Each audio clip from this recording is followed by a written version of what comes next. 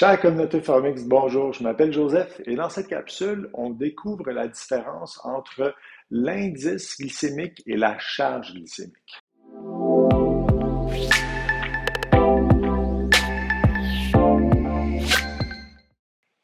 Alors pour commencer, il faut savoir que la glycémie, c'est le taux de glucose que vous avez dans votre sang. Alors celui-ci va varier en fonction de plusieurs facteurs, mais l'objet vraiment de cette capsule, c'est les changements glycémiques qui sont provoqués par l'alimentation.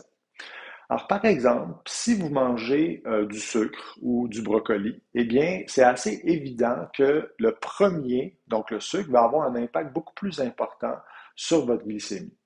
Justement, la différence de l'impact, c'est ce qu'on va appeler l'indice glycémique ou l'acronyme IG.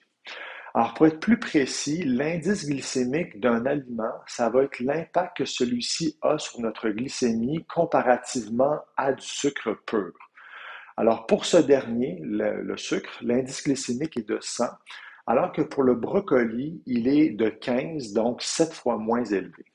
Le problème avec l'indice glycémique, c'est qu'on ne prend pas en compte la quantité d'aliments qui a été consommé et la proportion de glucides que contient cet aliment.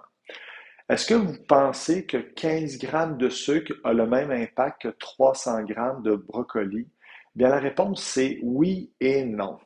Oui, parce que les deux ont la même charge glycémique, mais non, parce que le brocoli contient aussi des fibres et de l'amidon, ce qui va diminuer la vitesse d'augmentation de votre glycémie.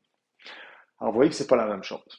Alors, pour les curieux, la charge glycémique, elle va être équivalente à l'indice glycémique multiplié par la quantité de glucides dans une portion spécifique de cet aliment et le tout divisé par 100.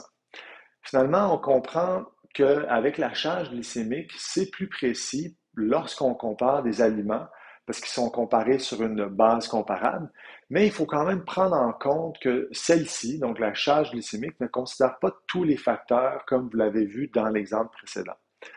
Alors, mon conseil de la fin, c'est que si vous mangez des légumes de toutes les couleurs, si vous mangez des protéines variées et des bons gras variés également, perdez pas trop de temps à regarder les indices ou les charges glycémiques de vos aliments. Ayez du plaisir et mangez abondamment. Sur ce, je vous dis merci et à la prochaine.